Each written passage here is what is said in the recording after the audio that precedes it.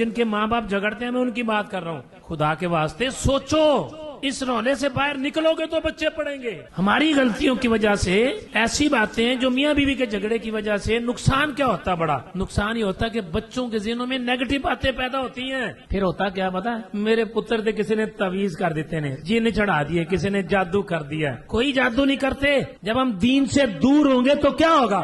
اپنی غلطیوں کو جادو مت کہو. نظر بد ہوتی ہے, جادو بھی کرتے ہیں, ایسا نہیں کہ نہیں کرتے, جنات بھی ہوتے ہیں, میں کسی چیز کا انکار نہیں کر رہا. لیکن معاشرے میں اس وقت کیا ہو رہا ہے؟ دین سے دوری کی وجہ سے ہمارے گھروں میں جھگڑے ہی ختم نہیں ہو رہے. نماز نہیں پڑھی جاتی جس سے برکت ہو. ہمارے گھروں میں عرصہ گزر گیا, قرآن نہیں پڑھا گیا. کئی گھرانے ایسے ہیں کئی سال گزر گئے, صبح کی اٹھ کے بیوی نے نماز ہی نہیں پڑھی یا شوہر نے نماز ہی نہیں پڑھی. تو کیا یہ جادو ہو گیا ہمارے گھروں میں؟ یہ جن آ گئے ہمارے گھروں میں؟ نحوست آ گئی, نحوست. ایک بات یاد رکھیں, قرآن کے پڑھنے کی برکت ہوتی ہے اور گناہ کی نحوست ہوتی ہے. ایک گھر کے اندر اگر 6 افراد ہیں نا تو صبح سے اٹھ کے 6 بندوں کی فیس بک کھلتی ہے, ٹویٹر کھلتا ہے, واٹس ایپ کھلتا ہے. میرے بھائیوں, ہمارے گھروں میں نحوست کی بہت بڑی وجہ آپ دیکھ لیں, جن کے گھروں میں قرآن پڑھا جاتا ہے آپ جا کے چیک کر لیں, تھوڑے بہت اختلاف ہوتے ہیں لیکن سکون ہے. کوئی بڑی مصیبت نہیں آتی گھر میں, کوئی بڑی بیماری نہیں آتی گھر میں. کاروبار میں برکت ہوتی رہتی ہے, رزق میں اضافہ ہوتا رہتا ہے, خیر ہوتی رہتی ہے. اس کے گھر میں جب قرآن پڑھا جاتا ہے نا,